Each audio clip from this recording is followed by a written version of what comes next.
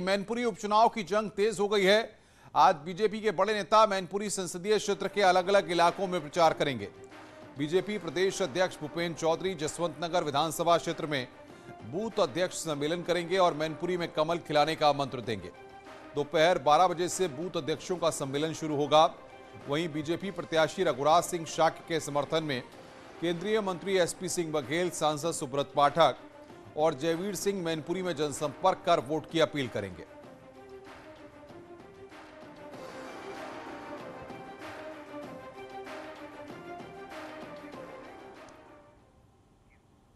आगे बढ़ते हैं। एक और बीजेपी तो दूसरी ओर समाजवादी पार्टी ने भी प्रचार तेज कर दिया है। आज डिंपल यादव, अखिलेश यादव, रामगोपाल यादव समेत कई पूर्व मंत्री मैनपुरी के चुनावी रण में प्रचार करते नजर आएंगे। एसपी कार्यालय पर सैनिक प्रकोष्ठ के साथ अखिलेश और डिंपल यादव की बैठक होगी। उसके बाद जनता से मैनपुरी में समाजवादी पार्टी के लिए वोट मांगेंगे। तो मैनपुरी में समाजवादी पार्टी का धुआंधार प्रचार लगातार जारी है। कई पूर्व मंत्री भी वहां पर प्रचार करेंगे। आज सैनिक प्रकोष्ठ के साथ अखिलेश की बैठक है। डिंपल यादव, रामगोपाल यादव भी वहां पर मौजूद रहेंगे। कई पूर्व मंत्री भी प्रचार करेंगे।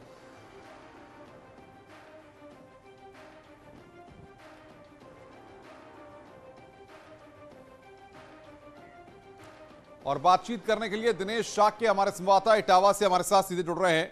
दिनेश, क्या कार्यक्रम आज रहने वाला है मैनपुरी में? कौन कौन से लोग वहां पर मौजूद रहेंगे और किस तरीके से मैनपुरी का चुनावी दंगल दिलचस्प होता जा रहा है?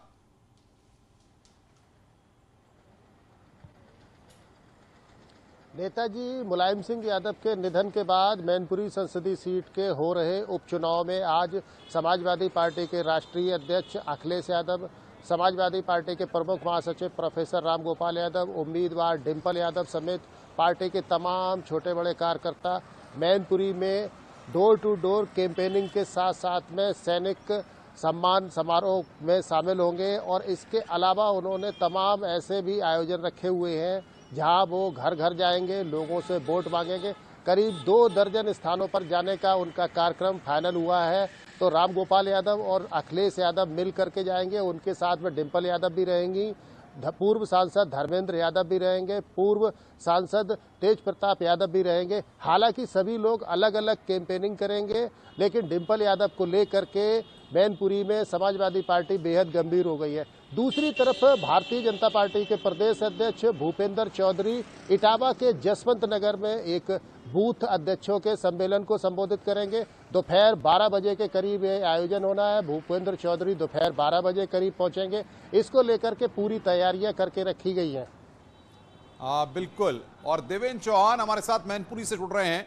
देवेंद्र, अगर बात करें पूरे मुकाबले की तो जाहिर तौर पर चाहे भारतीय जनता पार्टी हो चाहे समाजवादी पार्टी, दोनों के ही आला नेताओं ने पूरी ताकत झोंक रखी है।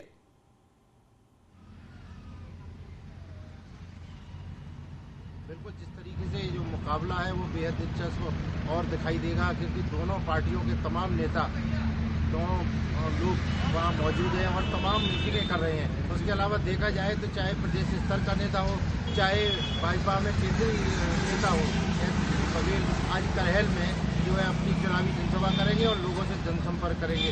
ऐसे में देखना ये होगा कि आखिर इनकी जनसभाओं का कितना असर पड़ता है। ये तो आने वाला समय 8 तारीख को ही पता चल पाएगा। लेकिन बीजेपी किसी तरीके कोई नजर नहीं छोड़ना चाहती। हर तरीके से हर गाँव देहात में जुड़ना चाहती है और हर जो अपने बूथ के कार्यकर्ता है उनसे बात करके लोगों से संवाद करवाने की पूरा प्रयास कर रही है। वही समाजवादी पार्टी की बात की जाए तो मैनपुरी में, हालांकि जो मैनपुरी नगर बिल्कुल देवेंद्र, हम आएंगे आपके पास, बने रहिए। हमारे साथ विशाल सक्सेना रामपुर से बने हुए हैं। रामपुर का मुकाबला काफी दिलचस्प चल रहा है। विशाल, जिस तरीके से कई बागी आजम खान के उनके साथ छोड़ करके भारतीय जनता पार्टी से उनकी नजदीकियां हो गई हैं, भारतीय जनता पार्टी में ज्वाइन कर लिए हैं, इसके बाद किस तरीके के समीकरण वहां पर बन रहे हैं और किस तरीके से चुनाव प्रचार चल रहा है, बताइए जरा।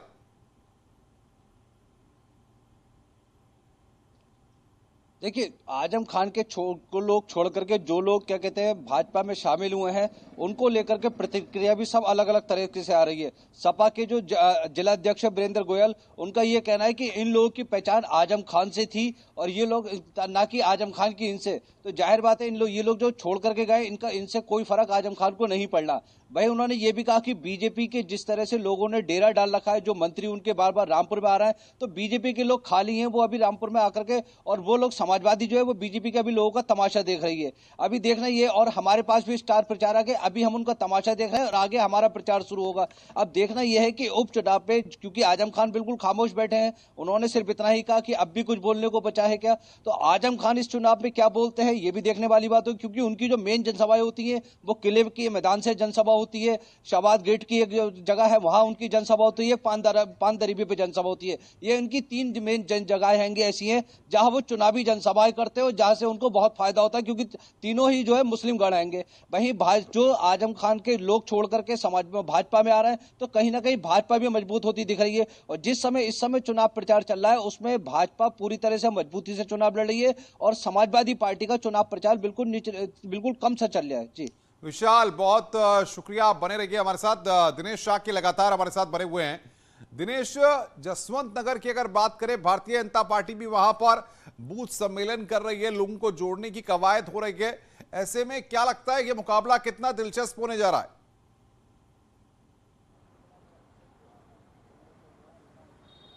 बिल्कुल, भारतीय जनता पार्टी बेशक मैनपुरी संसदीय सीट पर कभी ना जीती हो, लेकिन जिस ढंग से उसकी बढ़त लगातार बनती हुई चली जा रही है, उसको लेकर के भारतीय जनता पार्टी के हर नेता का ऐसा दावा है, चाहे वो भारतीय जनता पार्टी के प्रदेश अध्यक्ष हो या जो भी केंद्रीय मंत्री या राज्य स्तरीय मंत्री चुनाव प्रचार में आ रहे हैं, हर कोई इस बात को बोल रहा है कि हम हर हाल में इस सीट पर इस बार अपना भाजपा का परचम फहराएंगे। यह बातें इसलिए कही जा रही है क्योंकि लगातार भारतीय जनता पार्टी ऊपर आ रही है, उसका वोट बैंक लगातार बढ़ रहा है।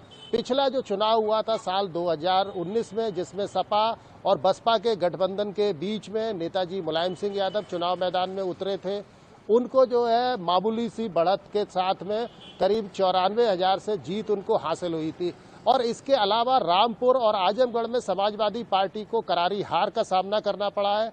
तो ये कुछ ऐसे तथ्य हैं जिसको लेकर के भारतीय जनता पार्टी ऐसा दावा कर रही है कि मैनपुरी संसदीय सीट पर इस दफा भगवा लहराएगा। लेकिन यही ठीक दूसरी तरफ समाजवादी पार्टी का हर नेता ऐसा बोल करके चल रहा है कि यह सीट नेताजी की परंपरागत सीट है। चूंकि सहानुभूति के तौर पर अगर देखा जाए तो डिम्पल यादव को नेताजी के निधन के बाद में लोग यहाँ पसंद कर रहे हैं, लोग इस बात का भरोसा दे रहे हैं कि वोट उन्हीं को देंगे और इसी आधार पर वो लोग ऐसा बोल रहे हैं कि जीत हमारी होगी। तो समाजवादी पार्टी और भारतीय जनता पार्टी दोनों अपना अपना दावा कर रही है